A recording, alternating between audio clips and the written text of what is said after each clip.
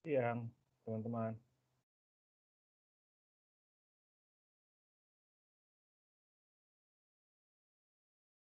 Apa kabarnya nih semua? Halo, halo. Halo, halo, Siang. halo. Suara saya kedengeran nggak ya? Kedengeran tapi rada mendem kayaknya, Pak. Udah mendeng deh. Saya coba ganti headset dulu deh.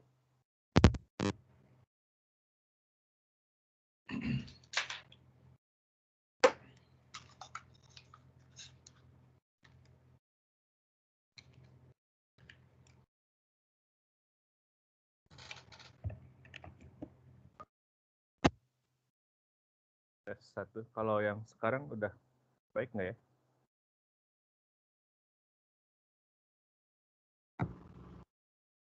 Lumayan, Pak. Lumayan ya, berarti masih jelek ya? Iya, masih agak kecil, Pak. Apa ya?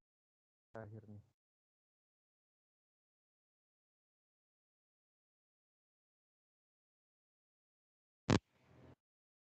Tes 1, 2. Sama ya? Lebih kencang sih, Pak. Lebih kenceng ya? Oke, bentar.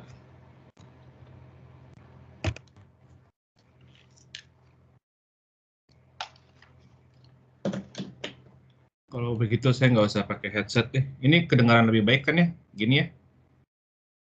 Iya, Pak. Kencang ini. Oke. Kalau pakai headset malah mendeng ya. Ntar saya cek lagi deh. Oke, hari ini gimana UTS kemarin? So far so good kah? Ada yang bingung kah? Saya belum cek sih, baru sempat download ya.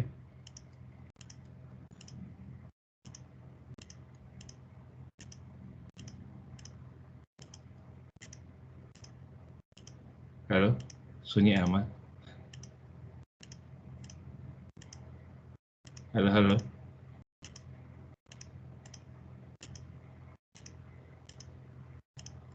Halo, halo.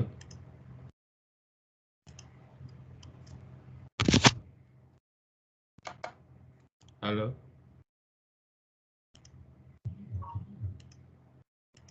Kok hilang lagi ya? Suara saya hilang kah? Halo? Enggak, Pak, enggak hilang. Sunyi amat.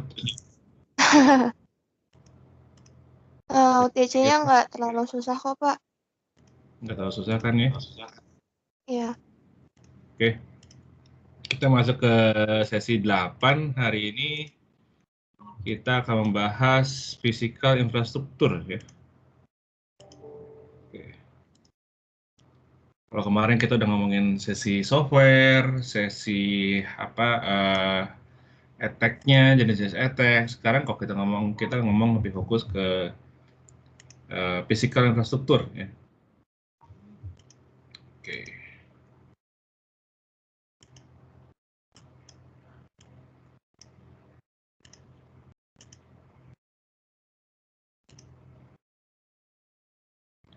Oke. Apakah screen saya sudah terlihat, teman-teman? Masuk, Pak. Sudah, Pak. Sudah ya. Oke.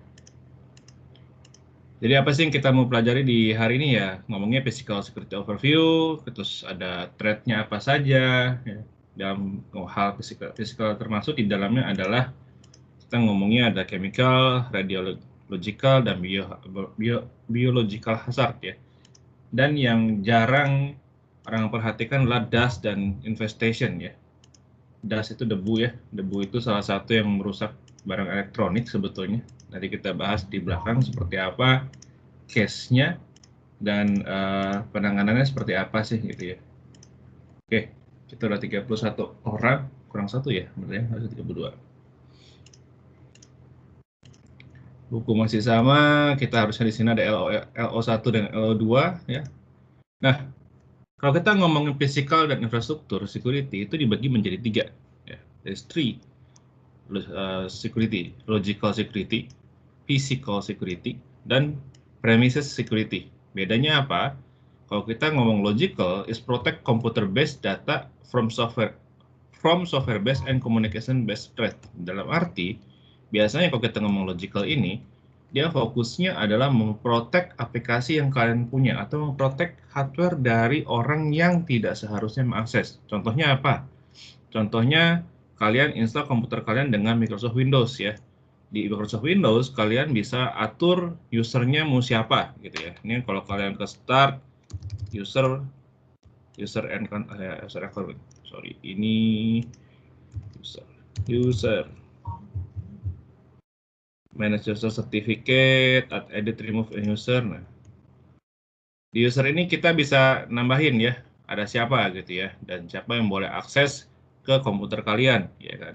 Bisa kalau kalian mau membedakan antara adik kalian atau siapapun itu dari keluarga kalian yang kalian mau membedakan antara dokumen kalian dan kalian mau menganggap itu privacy, biasanya usernya bedain ya. Jadi kalaupun kalian mengizinkan adik atau saudara atau kakak siapapun itu ya akses ke komputer kalian, kalian bisa membedakan datanya. Tujuannya apa sih? Supaya biasanya file-file yang ada di My Document di sini, nah ini yang di My Document di sini, ini biasanya kalau ditaruh di My Document file ini dia akan ke-protect ya. Sesuai dengan rule-nya adalah yang bisa akses adalah yang owner-nya. Tapi kalau kita naruhnya di D seperti ini, kita taruh di D, basically bisa dibaca sama semua orang. Tapi kalau kita naruh di My Document, biasanya ini akan di-protect ya. Jadi kalau kita ada dua user berbeda, biasanya My Document ini ke-protect. Nah, buat kalian yang My Document ini bisa dirubah ya. Lokasi propertinya bisa dirubah mau kemana gitu. Ya. Location-nya. Nah ini kan standar ya. Dicek karena saya tidak pakai My Document, saya ada pakai OneDrive. Di sana lebih secure lagi. Ya. Ini ada dicek sehingga saya bisa move gitu. Saya move ini ke D misalnya. Ya.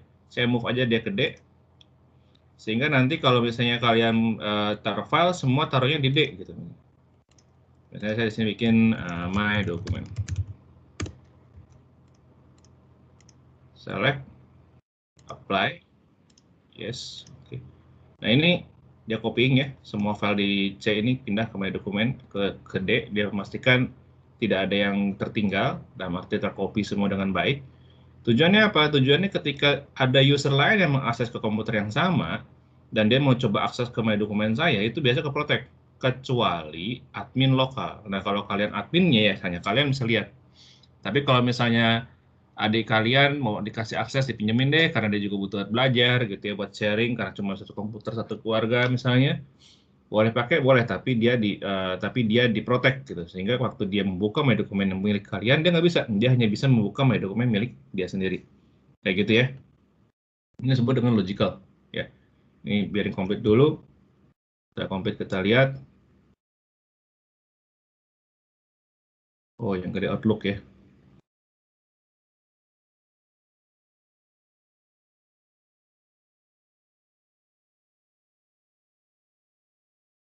Oke, kalau sudah pindah, isinya tetap sama, tapi lokasinya sekarang berbeda ya. Lokasinya ada di D. Nah, di sini ya. Nah, ini ya. Di mana tadinya ada di C. Ya. Jadi ini kalau saya ganti user, saya mau coba akses ke sini, biasanya dia keblokir ya. Nggak bisa, karena ini diprotek. Secara security dia diprotek. Di sini ada propertiesnya, ada security-nya. Ya. Hanya si admin doang yang bisa. Ya. User biasa dia cuma read, dia bisa rubah-rubah, ya. Belum tentu dia bisa masuk juga. Ya. Jadi hanya admin yang bisa gitu ya. Dan sesuai dengan usernya, karena ini saya, ya. Saya ini makanya dia bisa selain saya sama admin, sisanya nggak bisa. Ya. Oke, itu logical. Physical security also called infrastructure security ya. Protect the information system that contain data and the people who use, operate, and maintain the system. Ya. Jadi ini bisa jadi ada pintu ya, pintunya kita ada secure-nya, ada apa fingerprint-nya misalnya ya, atau ada RFID by ID-nya, nggak bisa sembarangan gitu ya. Must prevent undetected physical access or intrusion that can compromise logical security ya. Jadi kalau komputer kita taruh di kamar kita dikunci misalnya. Ya, kamar kunci itulah kamar itulah yang disebut dengan physical security. Jadi kalau kita punya logical, punya hardware, diprotek dengan Windows gitu ya, supaya ada passwordnya lah, nggak bisa langsung main buka aja. Tapi kita juga ada physical security. Nah, di atas dari semuanya itu ada premises security ya, also known as corporate facility security. Jadi ini seakan-akan dia mau masuk ke rumah kita nih gitu ya. Tadi ini adalah kamar kita. Kita baca ya, ganti biru. Ini adalah kamarnya, kamar dengan pintu dikunci ya. Yang ini adalah si komputer dengan OS Windows yang diberikan password. Sementara premise security adalah, ini kita ngomongnya adalah misalnya rumah kita yang ada pagarnya ya. Jadi facility ya, di luar itu ada apa? Protect people and property within the entire area facility or building ya. Jadi seluruh areanya ya. And it's usually required by law, regulation and fiducial obligation ya, by peraturan dan regulasi yang ada. Dan fiducial itu kalau misalnya kita sewa ya, atau kita menyewakan tempat gitu, kita punya kewajiban untuk memprotek tempat itu ya. Provide perimeter security, access control, smoke and fire detection, fire suspension, some environmental protection, and usually surveillance system, alarm and guard. Ya, dalam arti kalau kalian kerja di kantor kan tentu saja ini semua ada ya rata-rata ya. Ini semua pasti rata-rata ada ya. Mungkin nggak semua, tapi basically semua. Apalagi kalau kita kerja di sebuah enterprise company, kita kerja di sebuah kantor pusat, ini pasti ada semua. Ini part dari gedung ya biasanya. Ya. Bahkan security pun 24 hour biasanya ya. Oke. Ini bagiannya ada 3 tadi. Physical security overview masih protect physical asset that support the storage and processing of information ya. Involve itu kompetensi, komplementernya ada 2, komplementernya. Ada prevent damage to physical infrastructure dan juga ada prevent physical infrastructure misuse that lead the misuse or damage of protect information. Jadi ada yang dijaga secara fisikal ya, ada juga yang kita harus hati-hati fisikal yang kita punya disalahgunakan ya. Di sini ngomongnya kalau yang fisikal adalah concern include information system, hardware, physical, facility, support, facility, and personal. Dalam arti kita memprotek siapa yang boleh masuk, misalnya ini siapa yang boleh masuk ke ruang IT misalnya ya. Habis itu kalaupun boleh misalnya siapa yang boleh masuk ke server room-nya misalnya atau ke data center-nya, nggak semua kan. Oke, masuk ruang IT bisa tapi nggak bisa masuk ke server room gitu ya.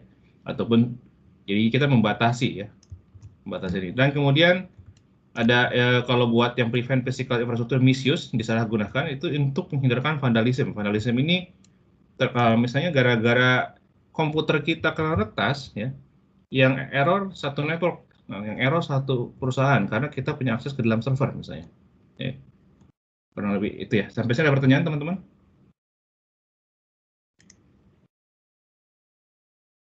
Belum, Pak. Belum sih, Pak. Ada ya. Oke, bentar ya.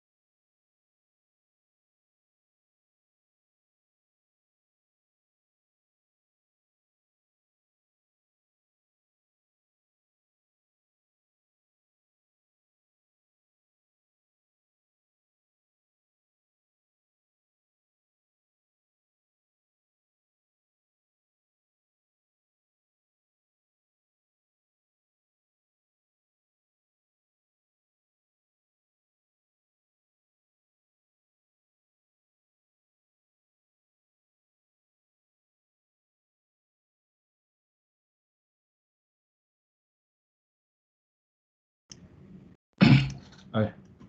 Sorry. Oke, kita lanjut lagi.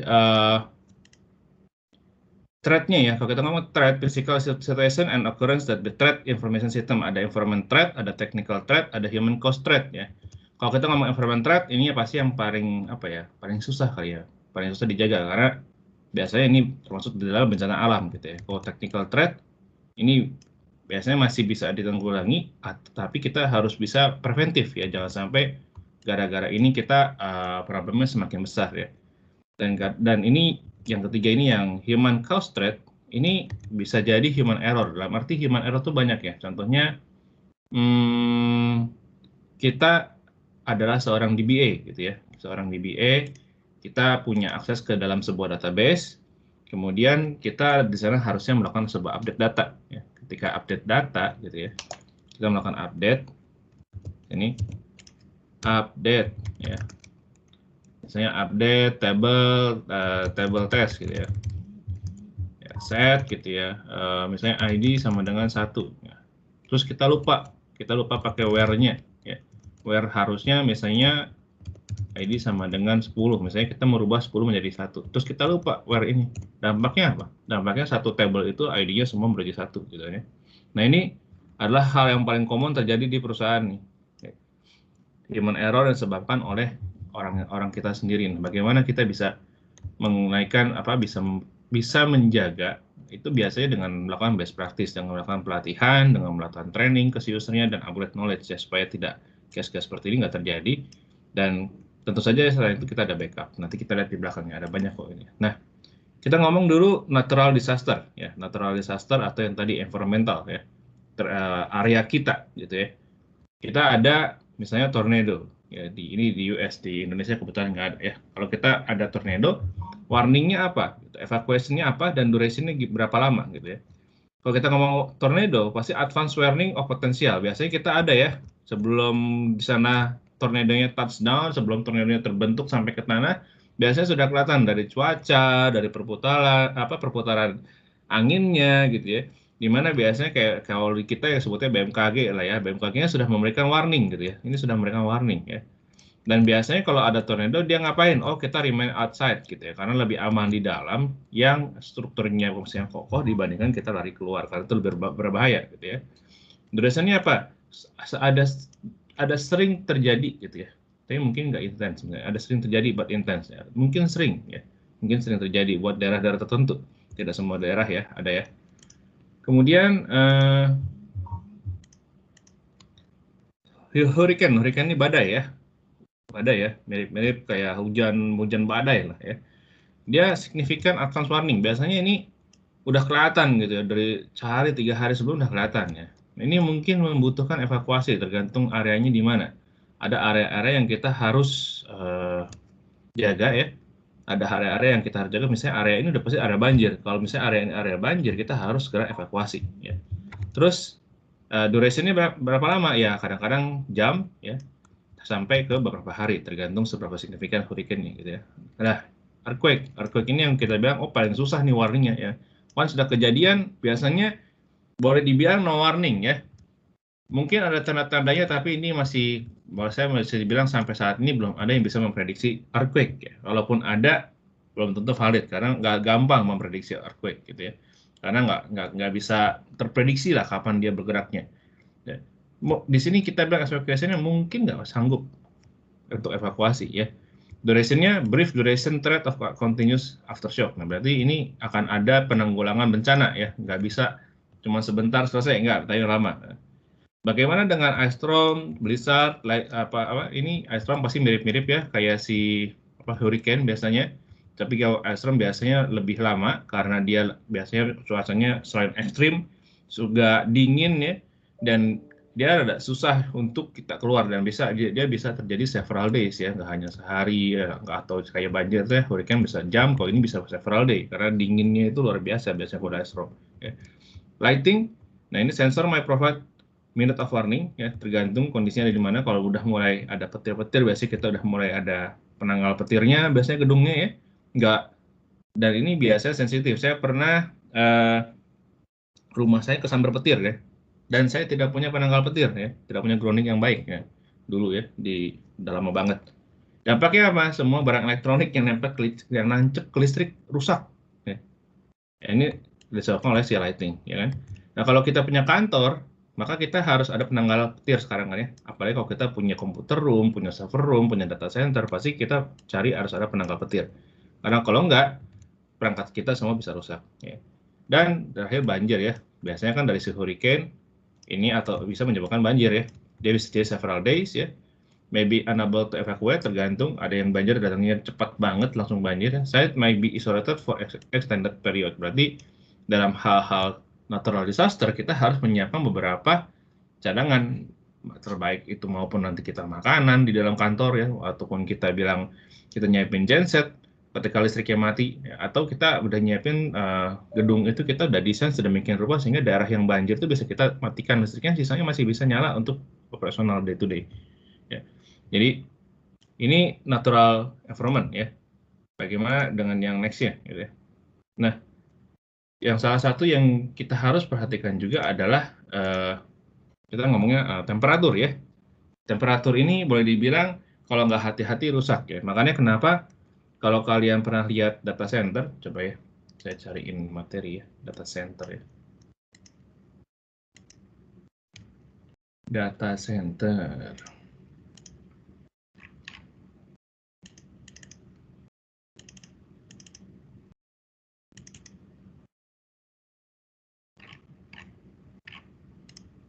Nah, asumsi ini data center ya, ini server room.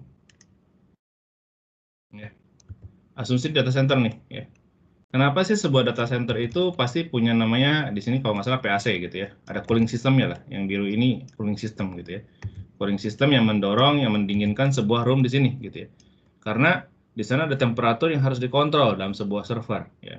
Kita kalau mau batalin kita mau mendownkan sebuah fasilitas data center itu bisa atau server room ini ya bisa dengan mudah kita mematikan cooling sistemnya juga bisa sabotase aja cooling sistemnya ya.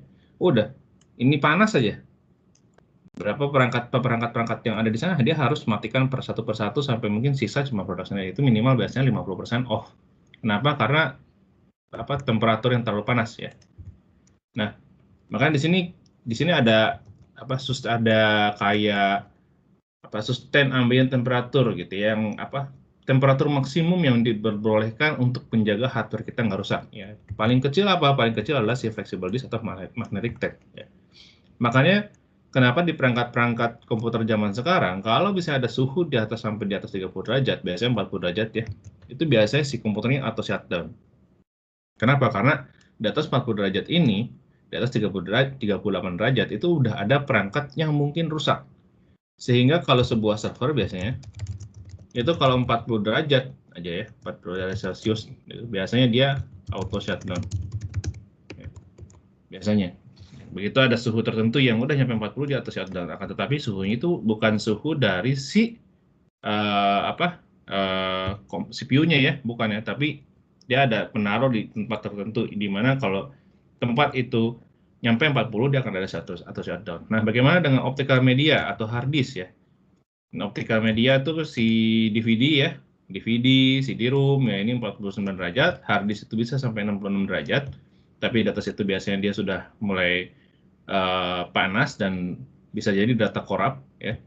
Komputer equipment itu 79 derajat, ini dalam arti bisa jadi casingnya ya. Casingnya kan rata-rata udah besi juga ya. Kecuali kalian pakai casing plastik beda lagi deh ya. Kemudian thermoplastic insulation, ini yang disebut dengan kabel, biasanya kabel-kabel ya, kabel dari colokan listrik kalian ke PC kalian. Nah, itu biasanya dia bisa sampai 125 derajat ya. Karena dia harus tahan, memang kabel didesain untuk tahan panas ya. Dan ada paper product itu dia sampai 127. Ini kalau paper ini basically kalau 100 derajat dia nggak langsung kebakar. Jadi basically api itu kalau ada kertas kebakar itu biasanya pasti ekspensif ya. Maksudnya pasti suhunya panas ya, bukan hanya 100 derajat tapi lebih biasanya. Ya, kayak gitu. Nah, ini materi-materi yang kita harus lihat gitu. Makanya nggak boleh sembarangan kita naruh kertas itu sembarangan, nggak boleh gitu. Biasanya kayak di dalam data center sendiri, di dalam server room sendiri itu nggak boleh ada kertas biasanya. Kertas juga tendensi bisa menyebabkan ada banyak hal ya, selain mudah terbakar ya, dia juga bisa memblocking sirkulasi udara, ya, itu juga yang kita harus jaga ya. Ya. Oke. Terus bagaimana dengan kalau misalnya banjir atau water damage ya? Kalau water damage ya paling bahaya di mana? Listrik ya. Ada teman saya yang rumahnya daerah banjir ya. Kalau sampai kebanjiran dia harus ngapain? Dia harus matiin listrik ya. Langkah pertama kalau begitu banjir dan mau masuk ke rumah, yang pertama apa? Matiin listrik. Kenapa sih harus mematikan listrik gitu ya? Karena dia sangat bahaya banget gitu ya. Kalau ada air dan ada listrik itu bahayanya luar biasa. Karena teman saya udah kehilangan orang tuanya ya, gara-gara telat matiin listrik. Pada saat dia mau matiin listrik dia malah kesetrum ya. Itu real case ya teman-teman. Jadi kalau sudah ada air biasanya kita jauhkan dia dari namanya si listrik ya. Karena ini apa tingkat bahaya yang paling tinggi ya. A pipe must burst from a fault in the line from freezing. Nah, berarti gimana caranya pipa-pipa itu juga nggak sembarangan ditaruh ya. Dia harus ketika kita menaruh pipa air sama jalur listrik itu harus benar-benar dilihatin ya. Kalau bisa berjauhan, tidak berdekatan. Ya. Termasuk kayak ini ya pipa keluarnya ya. Jadi kalaupun ada sampai itu kita harus ada siap stoppernya. Nggak pipa ini harus ada stoppernya. Nah banyak kita kalau kita di rumah biasanya nggak mikirin ini. Tapi di kantor sih harusnya harus. Karena kantor biasanya tekanan airnya tinggi karena air itu dipakai sama banyak orang. Biasanya dia ada pipa, ada sistem stop, ada sistem stoppernya ya. Nggak serta merta dia bisa keluar langsung gitu. Kalau ada pecah ya, dia harus ada bisa segera diberhentikan ya. Kalau nggak kemana-mana soalnya. Sprinkler system set off accidentally ya. Nah ini ada kejadian nggak? Ada ya, ada kejadian di mana si sprinklernya nyala kalau ada asap ya. Sprinklernya nembak kalau ada asap. Nah dampaknya apa? Dampaknya waktu itu ada fogging ya, ada fogging. Di fogging terus asapnya masuk ya ke gedung, asapnya masuk ke gedung. Akhirnya kesedot sama kedetek sama si smoke detector, dianggapnya ada api gitu karena asapnya lumayan, fogging itu kan lumayan tebal ya asapnya. Yang terjadi apa? Si sprinkler nembak ya, sprinkler nembak tekanan. Sprinkler itu akan pecah ketika ada api, dia tekanan kuat dari si air dia pecah gitu ya. Sprinklernya nembak, dampaknya komputer di ruangan itu rusak semua ya. Nah ini juga sesuatu yang harus hati-hati karena ini kan accidentally ya, nggak sengaja, tapi dampaknya besar, signifikan loh, gitu ya. Flood water leveling mood residue and suspend material in the water. Nah, biasanya kalau udah ngomong banjir, biasanya ada lumpur, ya. Nah, lumpur juga ini salah satu yang susah dibersihkan biasanya. Due diligence should be performed to ensure that water from as far as 2 flood above will not create hazard. Nah, gimana caranya? Kalaupun kita tinggal di daerah banjir, kita harus mikirin gimana. Biasanya sih rata-rata orang pasti akan bikin rumah tingkat ya, supaya bawahnya banjir, barang-barang penting dia taruh di level 2, kalaupun sampai banjir di lantai 2 ya. Kalaupun sampai banjir, tinggal sisa barang-barang di bawah yang basically udah anti air ataupun bisa dengan mudah diangkat misalnya. Ya. Tapi kalau kita ngomong kantor, mau gimana nih? Gitu dulu pernah dengar nggak ada kantor di Sudirman yang basementnya sampai ke banjir? Yang pernah dengar nggak teman-teman? Halo teman-teman. Kurang tahu, Pak. Pernah, Pak. Anggela bilang, Anggela kantornya kantor apa? Kalau pernah dengar, nggak? Saya lupa, intinya deh kayak orangnya kejebak di dalamnya gitu kan, Pak. Ya, ada orang yang kejebak dalamnya. Yang paling mahal tuh apa? Kendaraannya ya. Kendaraannya Iya, Pak. Sudirmannya banjir. Kemudian dia desain, mungkin dia pada waktu berpikir Sudirman itu nggak akan pernah banjir gitu ya. Desain kantornya sedikit salah, di mana dari trotoar masuk ke dalam basement itu langsung turun, tidak ada gundukannya gitu ya, nggak ada polisi tidurnya lah gitu, langsung turun ke basement. Dampaknya apa? Ketika Sudirmannya banjir, airnya turun kemana? Ke level yang paling rendah, di mana? Basement, ya kan? Pompa di basement tidak bisa memompa secepat airnya masuk, ya kan? Karena airnya dari banjir itu masuknya deras, sementara pompanya cuma biasa bertahan buat gedung itu saja, buat ketika air hujan dan masuk sedikit dia pompa gitu ya. Nah ketika airnya deras nggak bisa. Dampaknya basement itu terendam lah ya, semua ada apapun yang ada di dalam basement terendam, mau motor, mobil, ya ada kantor kecil, ada office sana, ada minimarket, semua terendam, habis ya. Nah, itu yang kita harus pastikan gitu ya. Kita harus pastikan mengkalkulate gitu ya. Ada air itu dari mana saja. Makanya sekarang gedung-gedung sekarang selalu sebelum ada basement ada gundukannya dulu. Gitu. Ada kayak polisi tidurnya gede gitu supaya apa? Menahan air masuk ya. Itu tujuannya menahan air masuk supaya kalau sampai ada apa-apa, terutama dari jalan ya, kalau jalan utama. Biasanya kalau dari daerah gedung sendiri masih oke, tapi kalau dari jalan utama biasanya kita naik dulu. Kenapa sih rumah kadang-kadang garasinya naik? Karena itu ya, airnya berada di jalan. Kalau sampai banjir nggak naik ke rumah. Desainnya kurang lebih tadi. Jadi makanya kalau kalian desain rumah, jangan sampai garasi kalian levelnya sama jalan sama. Pasti garasinya dinaikin gitu ya. Urusan nanti rumahnya ada tangga turun lagi, rada ngedocking ke bawah nggak apa-apa. Yang penting si airnya ketahan di depan, nggak sampai masuk ke rumah kayak gitu ya. Nah ini salah satu yang kita harus akses ketika kita membuat sebuah perkantoran, sebuah server room, sebuah data center, ataupun penggunaan kantor di mana kita ngomongnya security itu bukan hanya ngomongin serangan dari hacker loh, enggak loh, tapi dari hal-hal seperti ini juga penting ya. Bahkan sebelum ada hacker, inilah security pertama yang kita bahas gitu ya, environmental disaster biasanya. Biasanya ini yang kita jaga gimana caranya supaya tidak terjadi, atau ketika terjadi pun dampaknya nggak signifikan ke kita. Kita punya preventifnya gitu terhadap resiko-resiko ini, gitu ya. Oke. Nah, gimana dengan chemical, radiological, dan biological hazard? Ini banyak kalian akan dapat kalau kalian kerja di rumah sakit. Ya, ini sangat-sangat sering ya. Ini rumah sakit pasti akan sering. Atau kalau misalnya berhadapan dengan namanya oil and gas, ya, batu bara, ya, atau ya pabrik-pabrik. Biasanya banyak chemical and radiological, semua punya tuh, biological hazard pasti ada. Kenapa? Karena rata-rata pabrik punya kimia yang sifatnya tidak environmental friendly, apalagi kalau pabrik-pabrik yang sifatnya baterai, ya. Nah itu yang menggunakan kimia lah pabriknya, itu belum tentu semuanya friendly ya, dan dia harus bisa didispose dengan baik ya. Nah ini kalian akan bekerja di perusahaan, kalau kalian bekerja di perusahaan seperti itu, maka kalian juga harus bisa memisahkan antara storage room-nya gitu ya. Post threat of intentional attack and from accidental discharge ya. Biasanya sih kejadian ini nggak sengaja dia buang ke tempat yang tidak seharusnya. Dampaknya bisa jadi satu kantor keracunan dan lain-lain ya. Dan itu biasanya sangat-sangat kritikal. Saya pernah kerja di sebuah perusahaan chip yang dipakai buat komputer ataupun handphone ya. Itu bahkan di sana dia dibagi ya areanya ya. Dibagi areanya dan dia ada zone gitu ya. Mana zone 1, mana zone 2, mana zone 3 gitu, dan kalau ada accident itu dia harus kemana. Dan termasuk exit areanya. Semua karyawan ini ketika ada bencana dia harus kemana keluarnya, pintu terdekatnya di mana aja. Tapi at the same time, exit door itu tidak boleh dibuka sewaktu-waktu. Kenapa? Karena kalau dibuka sewaktu-waktu bisa jadi tempat maling itu keluar masuk kayak gitu kan. Jadi dia hanya boleh dibuka ketika ada bencana. Maka supaya dia dijaga dengan baik gimana? Maka kalau dia dibuka pintunya pada saat dia pasti alarmnya berbunyi. Ya, kenapa? Karena dia menandakan ada bencana. Karena memang seharusnya tidak boleh dibuka kecuali ada emergency kayak gitu kan. Nah, itu salah satu yang harus kita lihat ya. Discharge can be introduced through the ventilation system. Nah, ini ya. Yang saya bilang kemarin itu, saya bilang tadi itu yang ada fogging masuk ke gedung, itu masuk ke mana?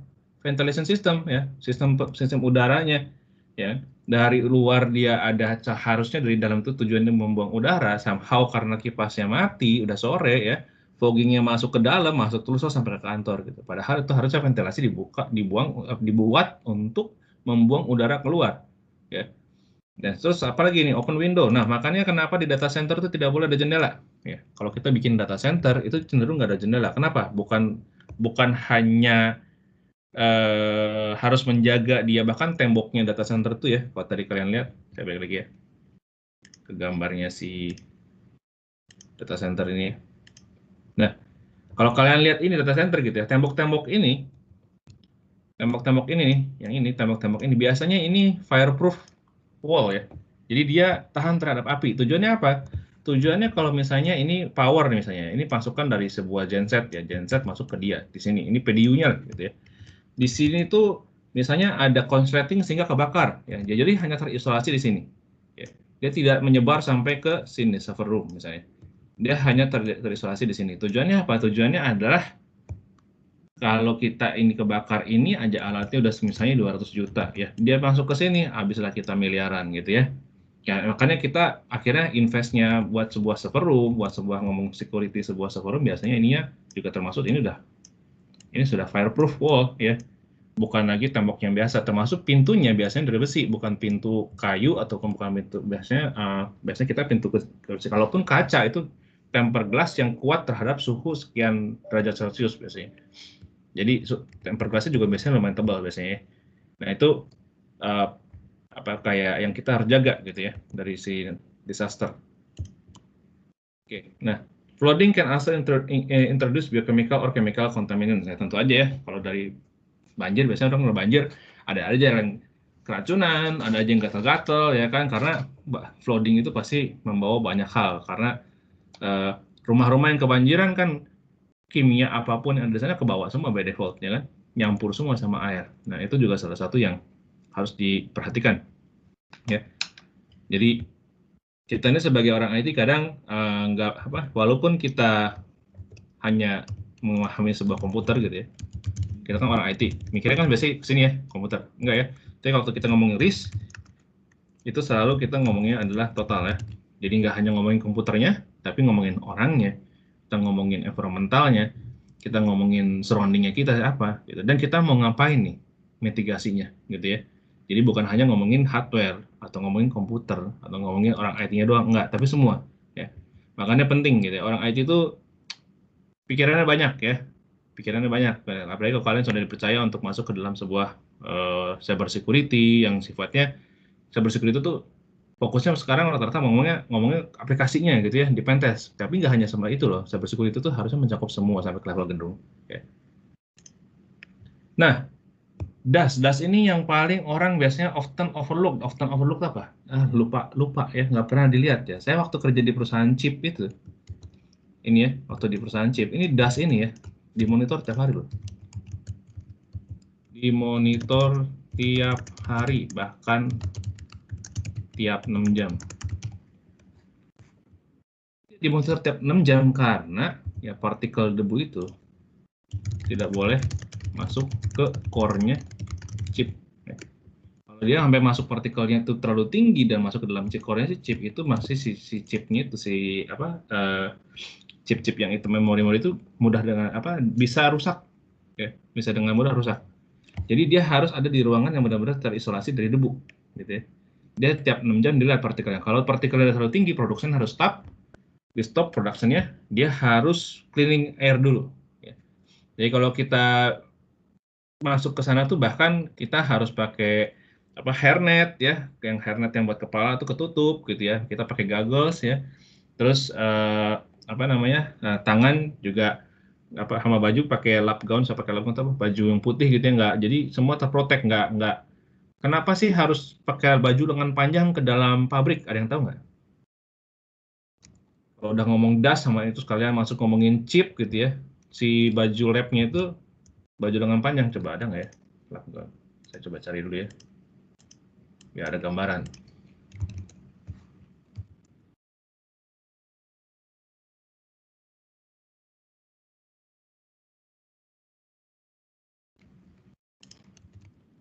Oh ini deh.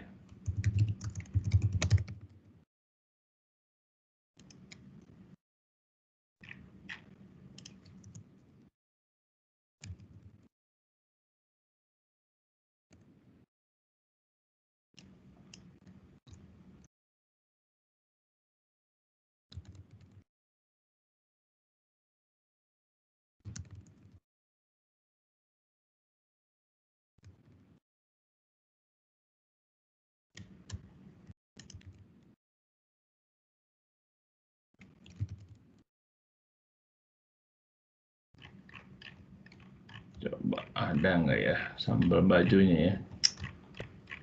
Saya cari dulu ya.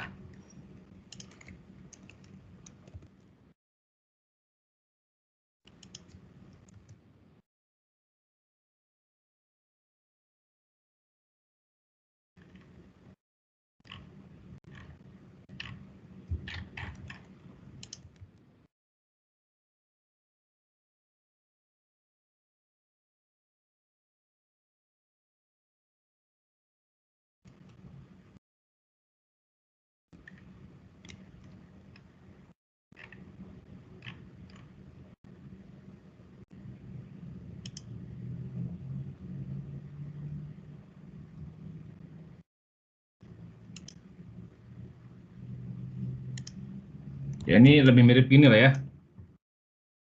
Lebih mirip ini ya. Jadi udah mirip-mirip kayak AR apa yang dipakai buat si medis sekarang, namanya apa? Kalau buat medis kan ini ya. Nah, buat medis kan gini ya. Kalau dia lengan panjang, dia nutup sampai ke bawah, sampai ke lutut biasanya. Di atasnya kita ada hairnet lagi. Selain ini apa enggak? Tapi belum sampai pakai ini ya, belum sampai pakai apa namanya, belum sampai pakai mask ya. Belum pakai itu. Tapi ini rata-rata logonya kayak gini. Nah, pertanyaannya kenapa harus pakai lengan panjang ya? Ada yang tahu nggak? Karena kan kita kerja di sebuah pembuatan chip gitu ya. Basically kenapa harus pakai lengan panjang ya gitu. Ada yang tahu nggak? Coba. Destin, Joani. Ada Destin Joani? Ada Pak. Kira-kira kenapa harus pakai lengan panjang, tahu nggak? Kurang tahu juga sih.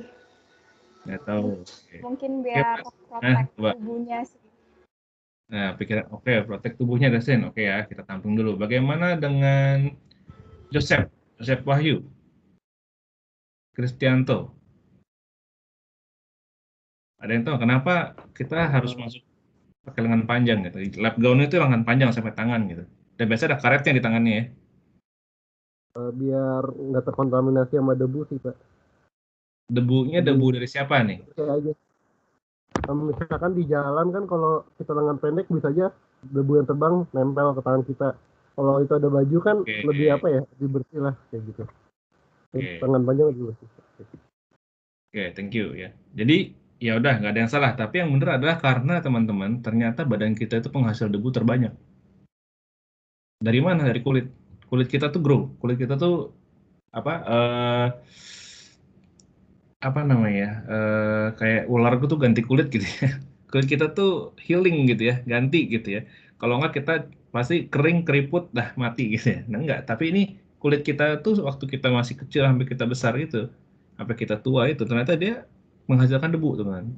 Dia dia lepasin partikel lamanya itu yang udah mati itu jadi debu gitu ya. Nah cuma nggak kelihatan dan badan kita tuh menghasilkan debu terbanyak.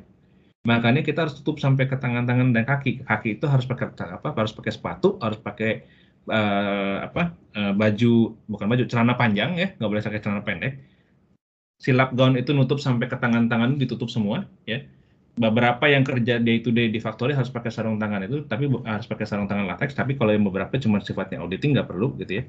Nah, dan dia harus pakai apa hairnet itu ya, penutup rambut. Kenapa? Karena badan kita tuh menghasilkan debu terbanyak. Dan kalau misalnya debunya itu terkonten, karena si pabrik itu teman-teman jendelanya semua udah kesil. Pintunya pun ada seal khususnya gitu ya, supaya debu itu nggak masuk dengan mudah dari sela-sela pintu gitu, ada seal khususnya. Tapi orangnya, sisanya dari mana? Orang ya, orang-orang yang bekerja di dalamnya itu kan banyak ya, bisa jadi ratusan dalam satu ruangan karena kan sebuah pabrik ya. Nah itu debunya dihitung dari situ. Sebenarnya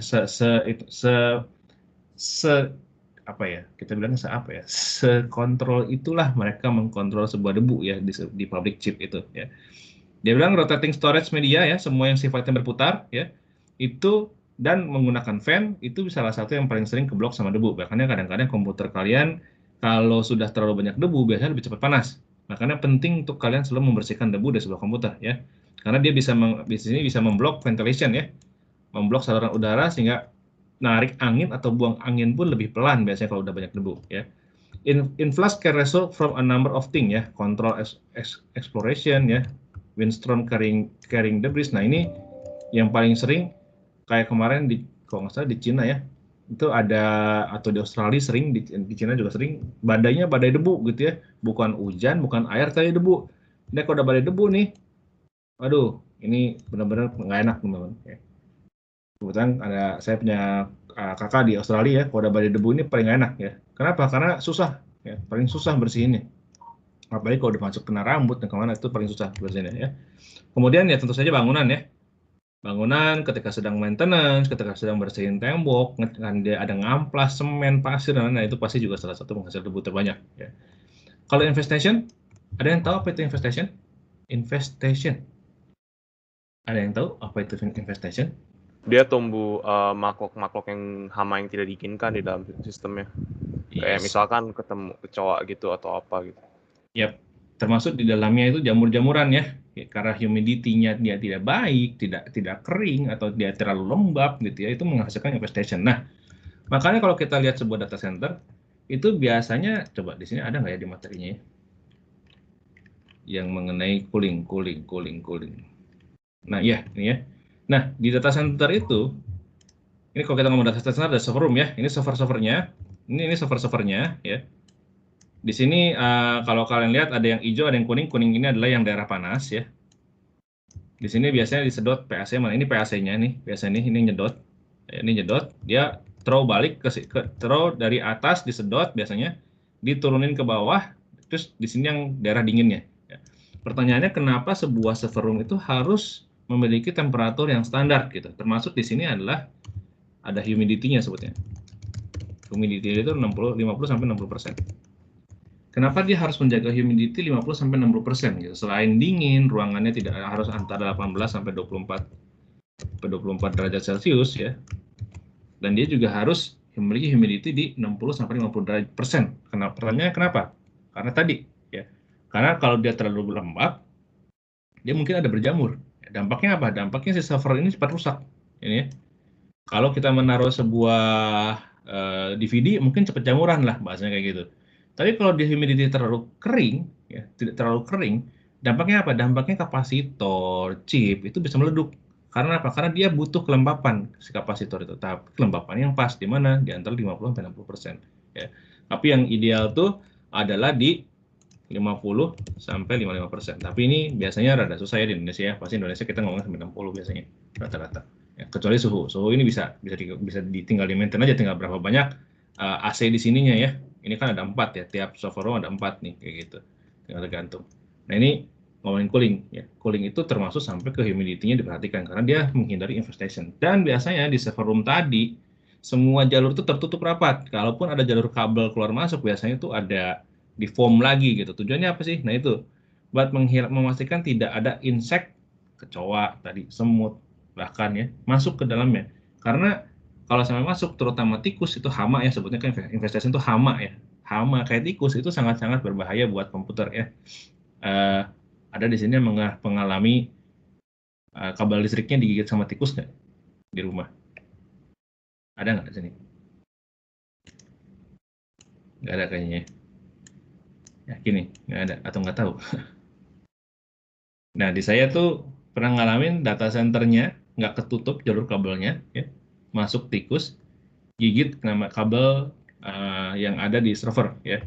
Dampaknya apa? Waktu kita mau pakai servernya mati, kita bingung kenapa mati ya. Gitu. Kita cek semua jalan normal, kita remote dari dalam servernya baik, tapi nggak bisa di remote, koneksinya mati. Oh, LAN-nya nih gitu. LAN-nya kok bisa putus ya gitu ya. Pas dicek di bawahnya tadi, di bawah itu LAN, wah digigitin tikus ternyata teman-teman ya. Itu tikus iseng banget ya bisa gigitin LAN gitu ya. Nah, kabel LAN, kabel FC itu sering banget digigitin tikus ya teman-teman. Makanya itu jadi salah satu hama yang sangat-sangat tidak bersahabat sama kita lah si tikus-tikus ini ya, semua jenis tikus ya. Karena dia juga bisa membuat sebuah server kita, aplikasi kita akhirnya downtime ya. Oke.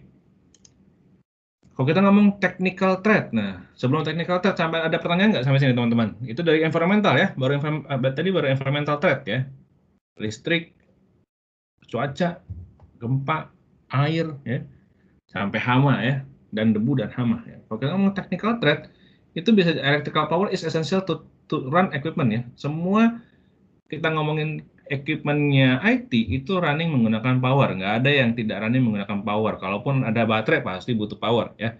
Power utility problem itu biasanya kalau nggak under voltage ya, kalau nggak under voltage ya over voltage ya.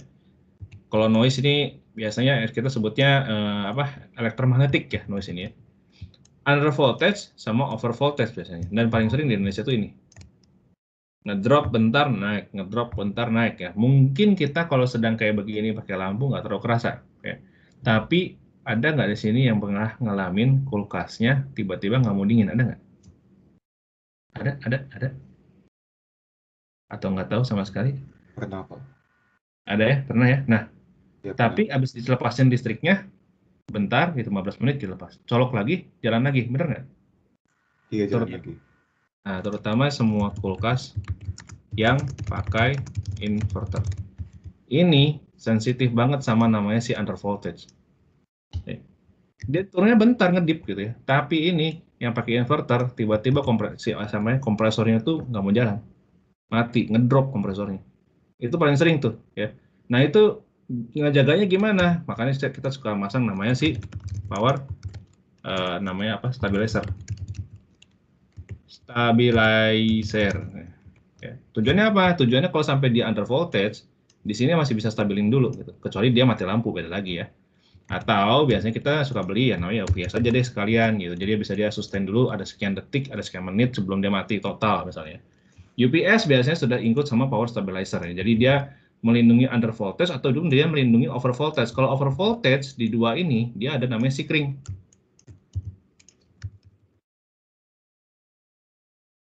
Sikringnya ini yang putus. Nah, ada yang nggak tahu apa itu sikring nggak ya? Ada nggak? Ada dong. Kalau nggak jawab ya. Harus pendek gitu kan, Pak? Nah, kita coba lihat power stabilizer ya. Ya, ini rata-rata kalian pasti rada punya tuh kayak gini lah ya.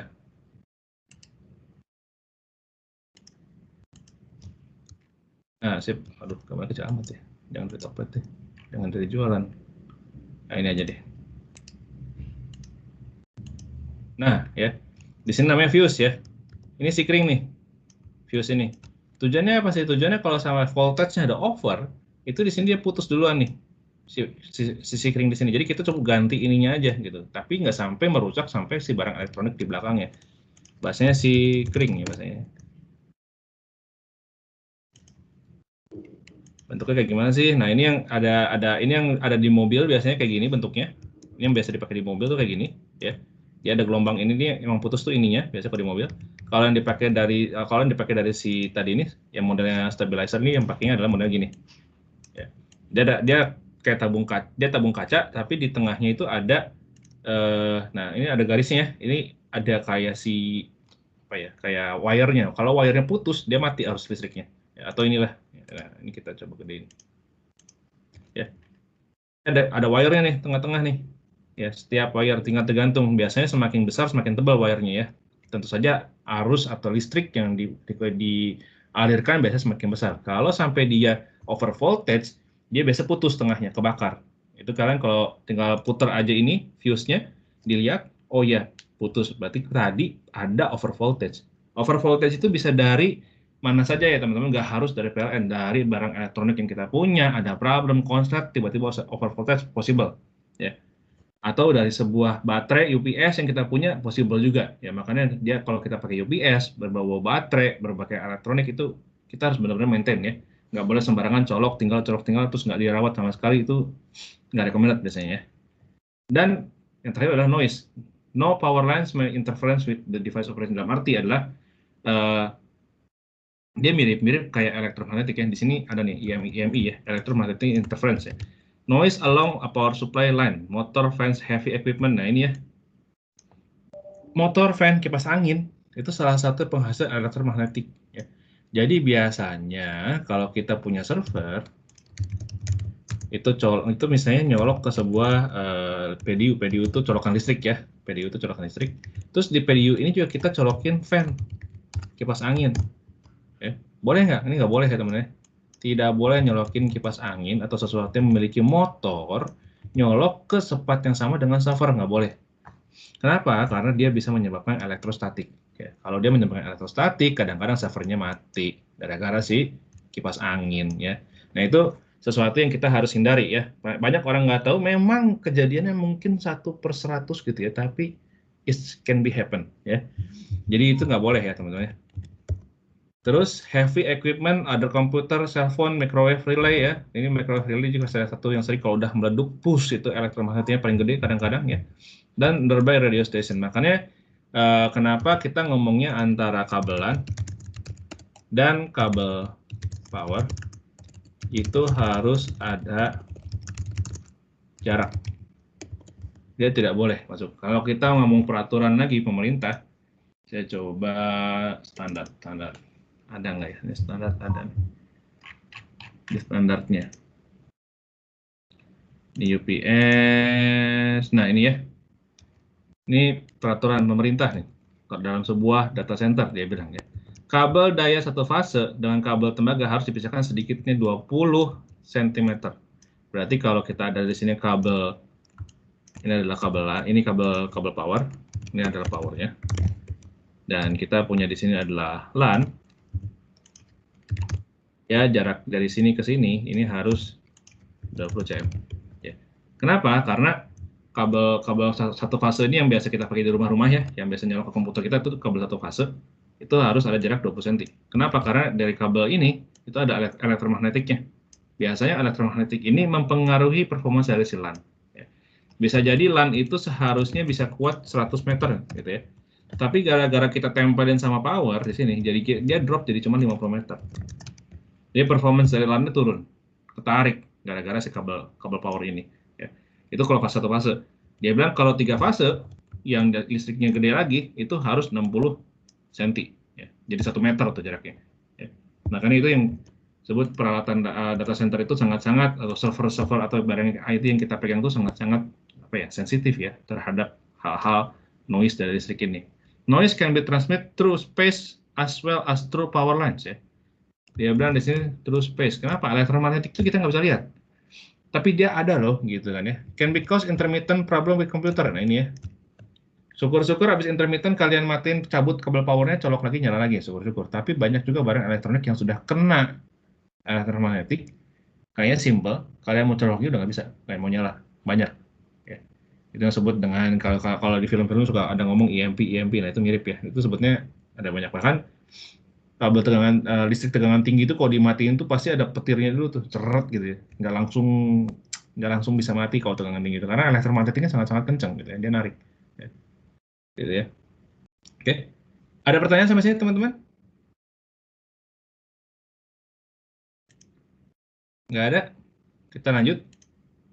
Human cause threat ya, tadi udah ngomongin environmental, kita udah ngomongin teknikal, sekarang kita ngomongin human cause. Human cause itu ada apa saja? Less predictable design to overcome prevention measure, harder to deal with. Memang orang itu paling susah di deal with. Kenapa? Karena dia susah di predictable ya. Terutama banyak kejadian di sini adalah orang-orang yang sakit hati sama perusahaan. Tiba-tiba dia mau bantuin hackernya, ngejebol perusahaannya ya, bahkan sebelum resign kadang-kadang dia melakukan sesuatu yang bodoh gitu ya. Nah itu yang kita susah diprediksi ya. Nah contohnya apa saja? Is include unauthorized physical access, yang tidak boleh masuk ke dalam server room, dia masuk misalnya ya, akhirnya dia membuat sesuatu. Terus kemudian ada thief or equivalent data, ya dia mencuri data. Dia masuk ke kantor tapi tujuannya mencuri. Makanya kenapa di dalam banking, kalau kalian masuk ke dalam sebuah IT yang berhubungan sama data gitu ya, atau ya apapun tuh data analis gitu, atau kalian ngomongnya DBA gitu ya, biasanya kalau kalian melakukan SQL query, ya, melakukan sebuah query ke dalam database, ini biasanya ada auditnya. Kenapa ada di audit? Karena setiap apa yang kalian tarik dari database ini, dia harus memastikan dia tidak terjadi adalah pencurian data.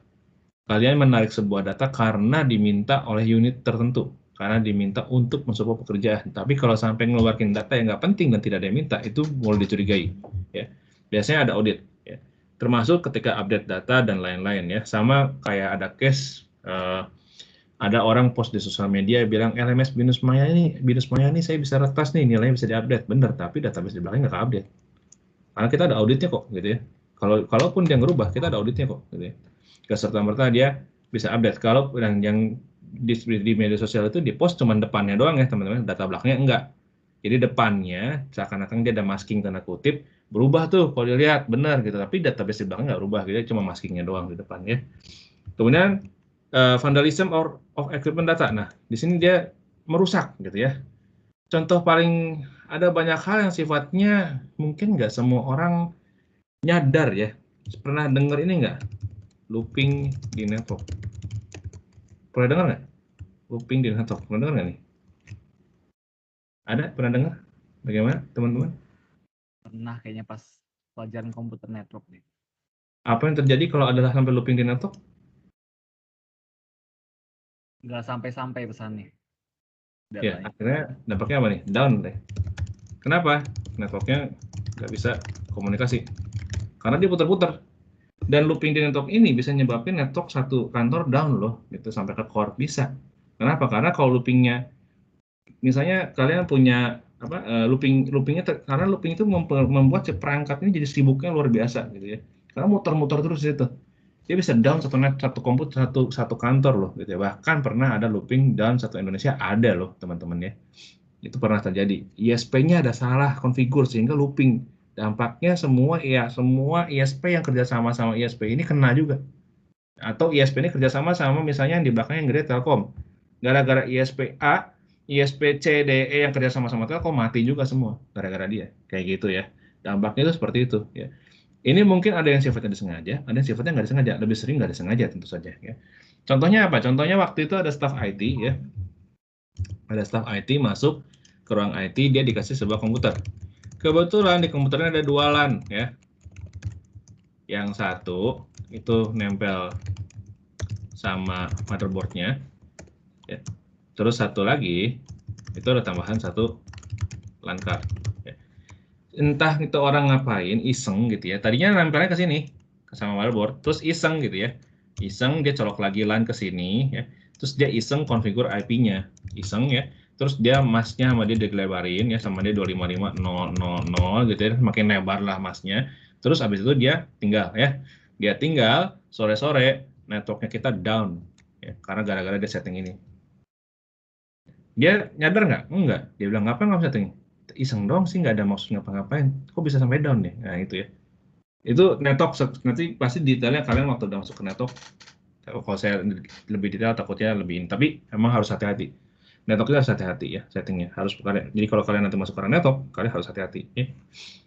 Dan ada banyak lagi ya. Biasanya ada orang yang sakit hati sama perusahaan ya. Nah, dia adalah matiin listrik segala macam ya. Dan yang paling sering adalah misuse of resource ya. Misuse of resource ini paling common, paling sering di kalian ketika masuk ke ruang IT. Ingat kita punya kode etis dan kita harus jaga itu.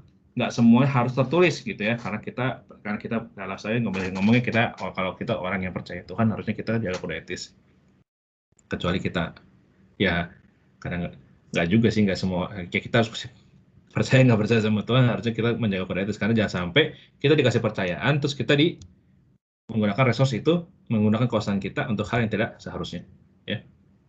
Ini yang human, makanya kenapa saya bilang human itu harder to deal with. Kita harus hati-hati nih, karena siapapun dari teman-teman kita bisa jadi suspek.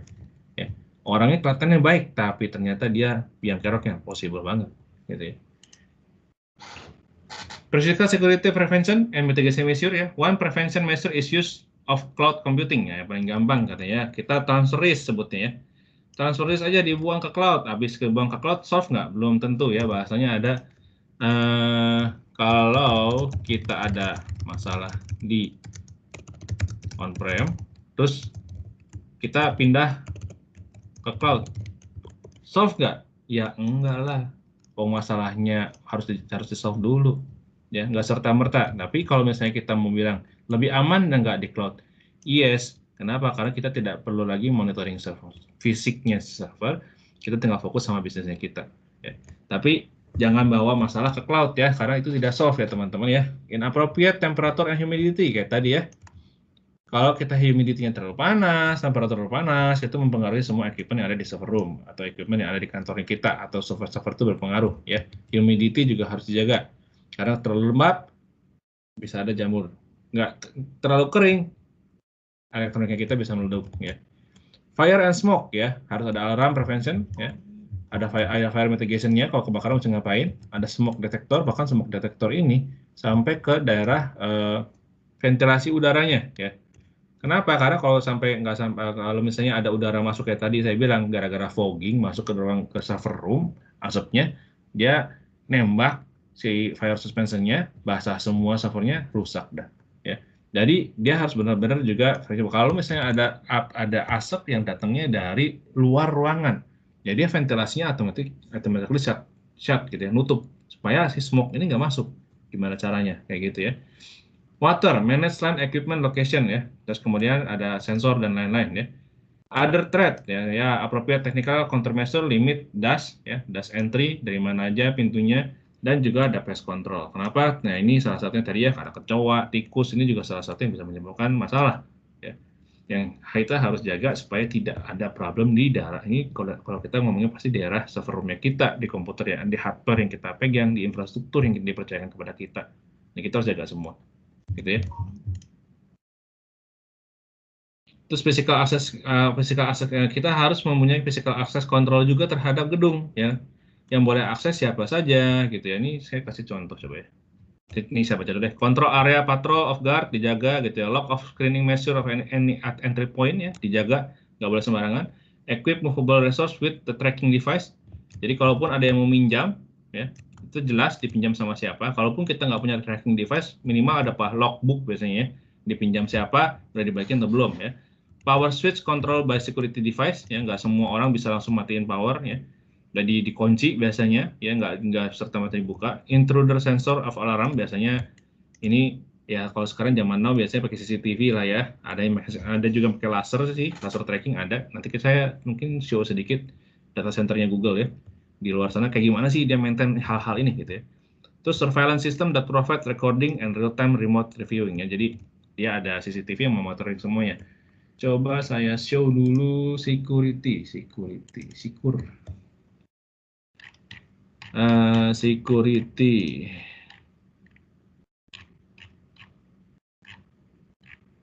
Mana tuh security? Ada di sini nggak? Oh ini salah. Harusnya di sini.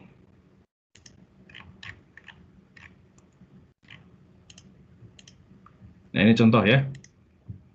Jadi daerah data center itu biasa rata-rata punya security ya pasti. Nah, pada waktu dia mau masuk ke dalam data center, dia ada dua partisi nih di sini. Ya, dia ada dua partisi. Yang sini adalah masuk ke lorongnya. Ya, bisa jadi kan server roomnya ini ada beda owner ya. Mungkin ada lebih dari dua server room. Nah, jadi pada waktu mau masuk ke lorong yang mungkin layer pertama, dia udah ada security pertama nih, pakai RFID atau pakai fingerprint gitu ya. Dia berhasil masuk ke server room, dia ada lagi penguncinya. Ya. Habis dia masuk, terus dia mau monitoring rak mana gitu ya. Oh, dia mau monitoring rak 7 gitu ya. Rak 7. Maka ya rak 7 ini aja yang kebuka. Sifatnya sama ngunci nih. Atau di sini 7 sama 9 ya. 7 sama 9 dia hijau bisa kebuka, sisanya ngunci. Jadi setiap rak server itu kekunci. Pertanyaannya teman-teman udah pernah lihat rak server belum? Atau di arah bahkan sekarang CCTV itu udah punya face recognition ya. Dia udah bisa kelihatan. Dan ini salah satu waduh. Bentar. Ya. Ini masih connect, masih sharing. Screen saya masih kelihatan? Sorry. Ada komplain. Nah, bahkan sekarang udah punya face recognition ya. Nanti kita lihat yang di si Google seperti apa sih dia menjaganya gitu ya di akhir ya. Nah, pernah lihat truck server nggak teman-teman? Truck server, ada yang pernah lihat? Lihat langsung sih belum pernah. Pernah, Pak. Nah, ini truck server nih ya. Jadi dia tuh kotak gini atau ini deh. Nah, belum loading. Nah ya. Mati, Pak. Ya. Screen-nya. Saya screen-nya mati, bentar. Nge-freeze di yang face recognition tadi. Bentar.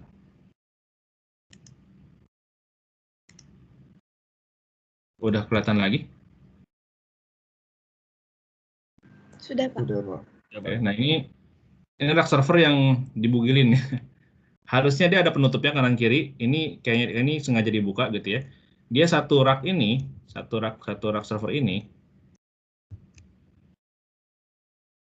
Satu rak server ini bisa muat beberapa server ini kebetulan dijarakin ya. Kenapa dijarakin? Biasanya tergantung. Kalau servernya memang panas, biasanya dijarakin. Tapi kalau server sekarang rata-rata udah mulai bisa nempel. Kalau dulu orang suka kasih jarak supaya dia ventilasi udaranya bagus. Ya, supaya nggak terlalu panas. Karena kalau servernya terlalu nempel, karena kan kalau dia nempel ini kan satu server nih. Ini satu server gitu ya. Kalau terlalu nempel, dia juga panas gitu. Kalau dulu, kalau sekarang makanya dia ada jarak gitu ya.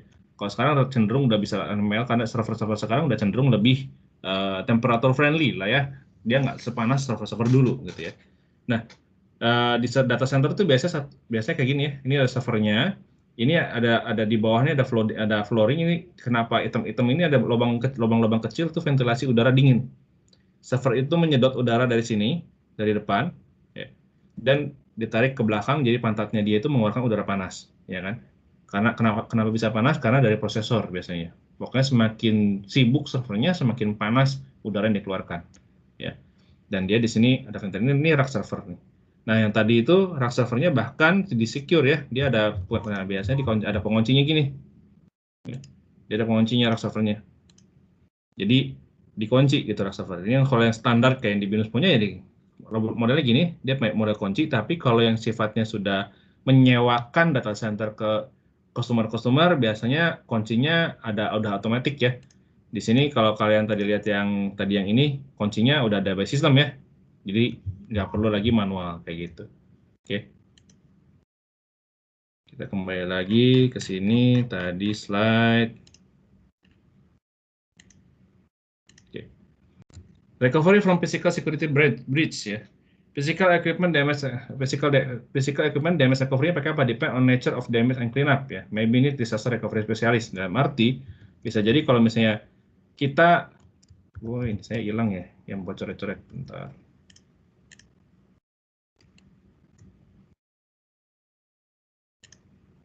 Yang tadi mati itu coret-coretnya. Kita pakein aja deh. Nah, biasanya di disaster recovery ini ya, kita ada nyiapin biasanya kayak banking itu dia ada tiga zone ya, ada dua DRC. Dua DRC biasanya kalau banking, disaster recovery site, disaster recovery center. Nah, dari 3 data center biasanya kalau banking ya, 2 itu ada di DRC.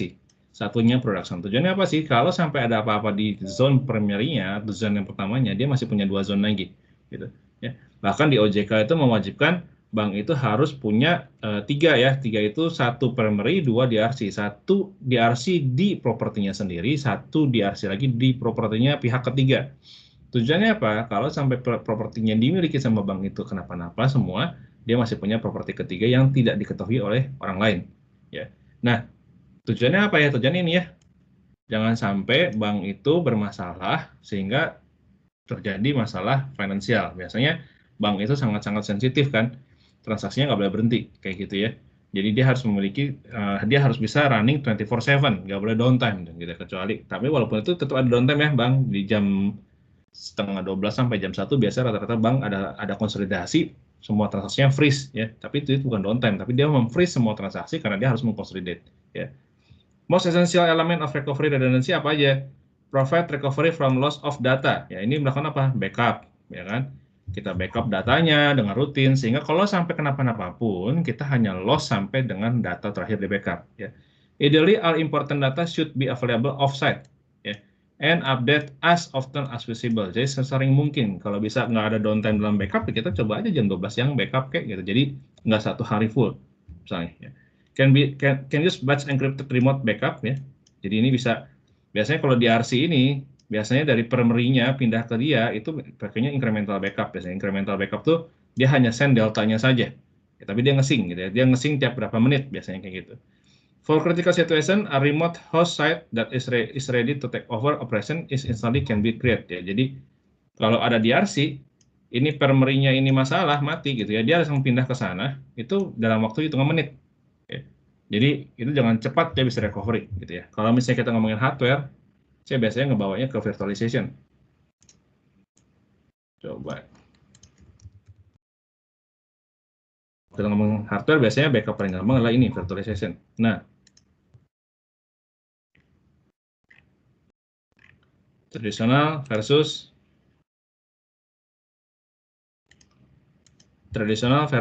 virtual architecture. Bedanya apa? Kalau kita komputer biasa, kita ada server yang hitam, ini server, ya. Terus kita install Windows atau Linux, terus kita taruh aplikasi di atasnya, ya. Ini tradisional. Kalau virtualisasi, kita ada server, ini virtualisasi bisa VMware, bisa OpenStack ya, dan bisa Hyper-V misalnya. Ada banyak virtualization of software. Baru kita ada OS dan application belakangnya. Enaknya virtualisasi adalah kalau kita punya dua hardware di bawah ini adalah kita bikin cluster ada dua hardware. Kalau satu hardware bermasalah, dia nggak mati teman-teman. Dia pindah.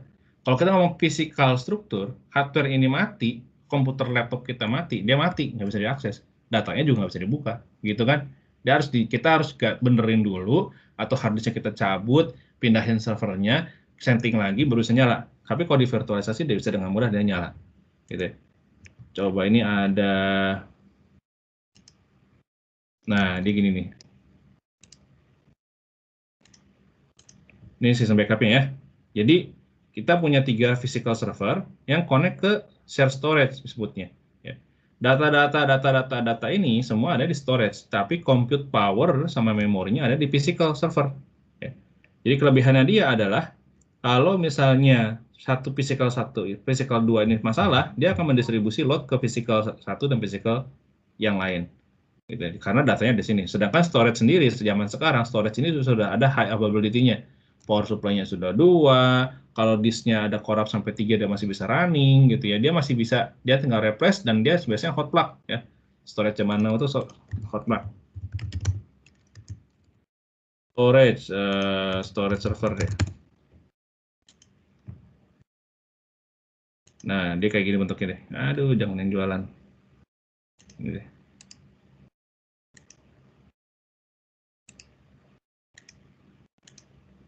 Nah, storage itu bentuknya gini. Ini disk, ini disk semua nih depannya nih ya. Kalau dia rusak, biasanya lampunya ada yang warnanya jadi merah, ya, merah atau orange. Nah, itu sifatnya hot plug ya. Dalam keadaan servernya storage ini masih nyala, tidak ada, kalian secara user pengguna tidak ada merasa downtime ya. Ini si engineer tinggal mencabut disk ini, mengganti disk baru, dia akan sinkronisasi lagi. Ya. Contohnya apa? Google Drive kalian, ya Dropbox, itu automatically belakangnya banyak storage seperti ini, dan itu udah di manage secara enterprise. Jadi kalian tuh nggak merasa dia downtime, kalian nggak merasa ada lost file. Tapi kalau mereka ada hardware yang rusak, mereka bisa dengan gampang on the fly, ya, dalam keadaan live, dia ganti, dicabut, colok lagi, gitu ya. Itu menggunakan storage ini, gitu ya. Oke. Physical and logical security integration-nya, numbers of detection and prevention device. Kita cari tahu ada detection apa aja, prevention apa aja. Ya. Sekarang bahkan kita bisa ngomong CCTV, bahkan ada motion sensornya. Ya, kalau ada yang lewat, ada apa, ada alertnya, gitu ya. Masih dengan gampang. Most effective is if there is a central control. Ada si command center, ada si control monitoringnya, ada security yang monitoring 24/7, gitu ya. Jadi ada yang monitoring, nggak biasanya. Bahkan data center juga punya monitoring terhadap suhu, terhadap humidity, terhadap penggunaan listrik, ya. Integrated automated physical and logical security function. Jadi kayak tadi ada ID-nya, nggak serta-merta dia bisa langsung masuk, gitu ya. Dia single step card enrollment and termination. Jadi kalau ID ini dimatikan, ya semua sistemnya by default mati, gitu ya. Central ID management system sama kayak yang di atas kedua. Dan unified event monitoring and correlation. Kalau ada hal apa-apa, dia bisa langsung relate atau bahkan bisa tahu, oh si A ini yang menjebakkan ini siapa, yang masuk sana cuma si A, udah pasti si A lah suspeknya, kurang lebih kayak gitu ya. Dan need standard in area, dia sebutnya di sini ada PIV ya, personal identity verification itu kayak gimana. Jadi ini yang dibilang satu ID bisa dipakai buat akses ke banyak hal kayak gitu ya. Jadi dia punya ID manajemen atau semua disimpan di sini ID-nya ya. Ya, ID-nya semua disimpan di sini, ya kan? Jadi kalau datanya semua di sini, dan si user ketika mau masuk, dia berguna untuk banyak hal ya, bisa berupa bisa masukin kartu, misalnya ini mau double authentication, habis kartunya di scan, ditempelin ke RFID, dia harus input PIN-nya dulu untuk memastikan dia memang pemilik kartu yang sah, nggak hanya kartunya itu, bisa aja kan kartunya jatuh di mana, lost, dipakai sama orang lain, tapi kan belum tentu dia tahu PIN-nya. Atau menggunakan biometric reader. Biometric reader bisa jadi iris scanner, face detection, fingerprint ya. Jadi kalian bisa memakai double security biasanya. Kemudian di sini bahkan dia bisa cari, bisa akses ke data center atau server atau rak mana saja tadi ya. Atau server yang mana saja bisa akses. Bahkan sampai kalau misalnya kita bisa lebih ini lagi sampai ke logical access control-nya. Windows-nya kita di-connect menggunakan ID manajemen ini. Gitu. Sehingga kalau sampai kita misalnya terminate atau kita dikeluarkan dari perusahaan, kita udah harus nggak bisa, laptopnya belum dibalikin kayak gini ya, dia nggak bisa login lagi. Kenapa? Karena kita udah terminate di sini ya. Nah, ini yang disebut dengan PIV ya. Ada pertanyaan sampai sini teman-teman?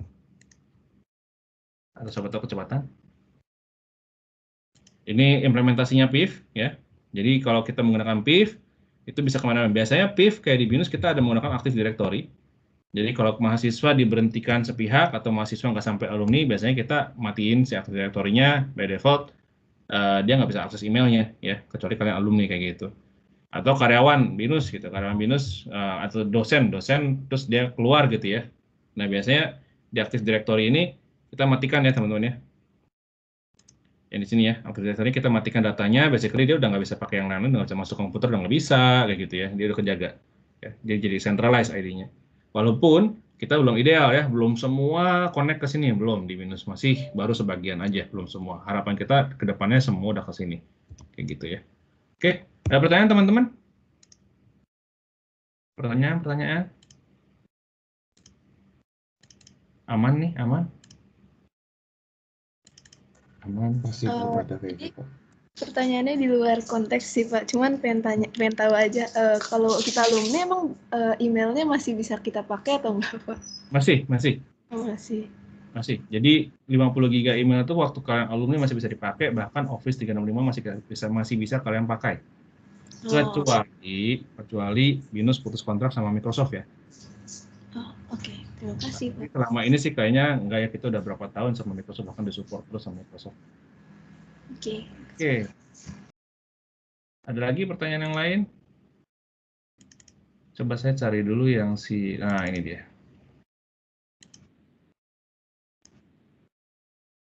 Suaranya udah share belum ya? Belum deh, bentar. Sebentar. Saya centang suara dulu. Include computer sound, screen one. Oke. Nah ini di dalamnya si data center Google seperti apa sih gitu ya? Brains of the internet, the engine of the internet. It is a giant building with a lot of power, a lot of cooling, and a lot of computers. It's row upon row upon row of machines, all working together to provide the services that make Google function. I love building and operating data centers. I'm Joe Cava, Vice President of Data Centers at Google. I'm responsible for managing the teams globally that design, build, and operate Google's data centers. We're also responsible for the environmental health and safety, sustainability, and carbon offsets for our data centers. This data center here in South Carolina is one node in a larger network of data centers all over the world. Of all the employees at Google, a very, very small percentage of those employees are authorized to even enter a data center campus. The men and women that run these data centers and keep them up 24 hours a day, 7 days a week, they are incredibly passionate about what they're doing. In layman's terms, what do I do here? I typically refer to myself as the herder of cats. And I'm an engineer, hardware site operations manager. We keep the lights on, and we enjoy doing it.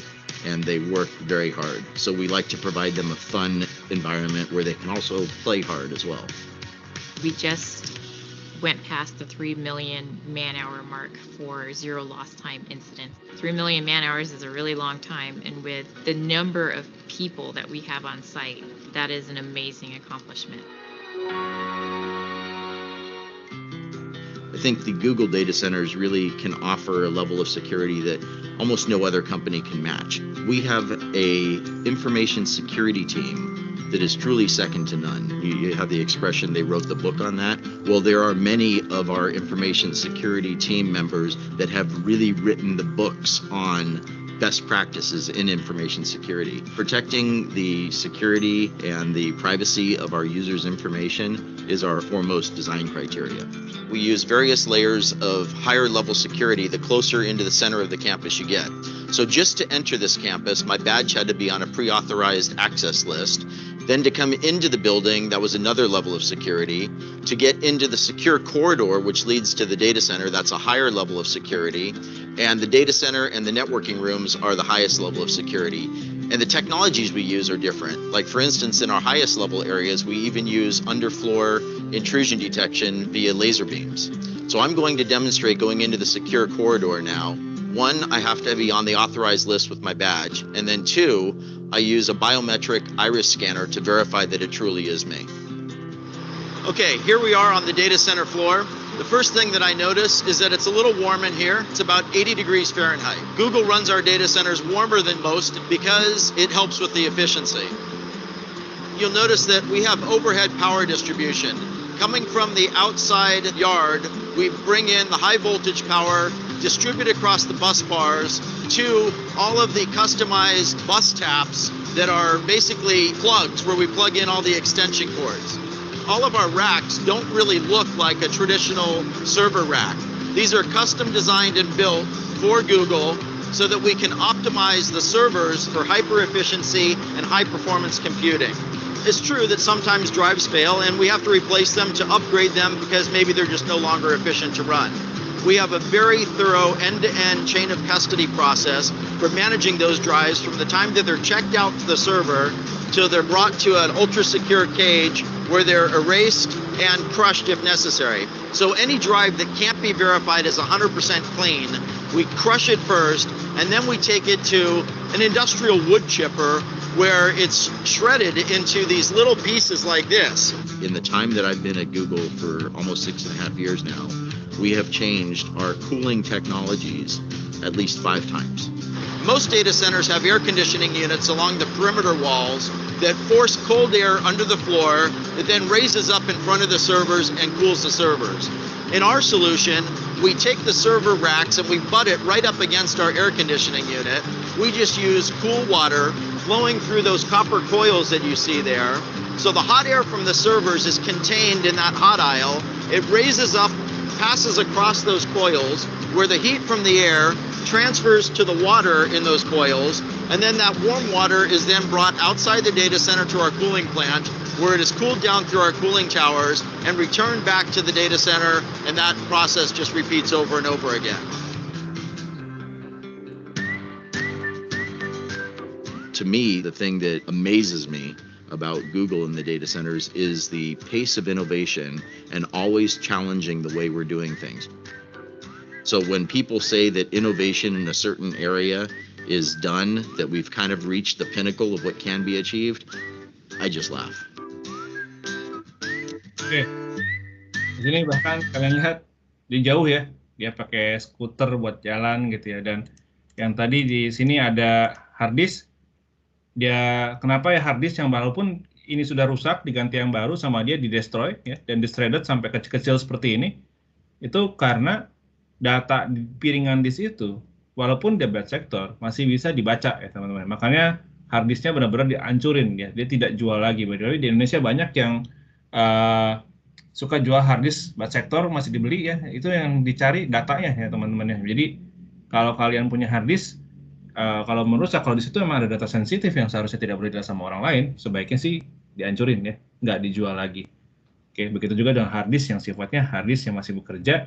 Kalian kalau memang ada data sensitif yang menurut kalian itu sangat-sangat sensitif dan tidak boleh dilihat sama orang lain, sebaiknya sih dihancurin ya, tidak dijual lagi.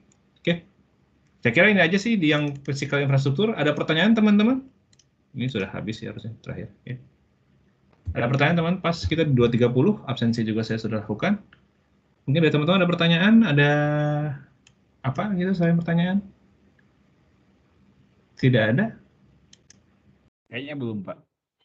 Oke, dari saya sih sudah selesai sih teman-teman mengenai physical infrastruktur. Mungkin kalau ada pertanyaan di luar, ada pertanyaan hal lain bisa langsung ditanya di Teams ya, atau Mujapri juga silahkan. Semoga hari ini juga sudah menambah banyak knowledge buat kalian. Oke, thank you teman-teman semua. Terima kasih, Pak. Oke, terima kasih, Pak. Terima kasih, Pak. Terima kasih, Pak. Terima kasih, Pak. Terima kasih, Pak.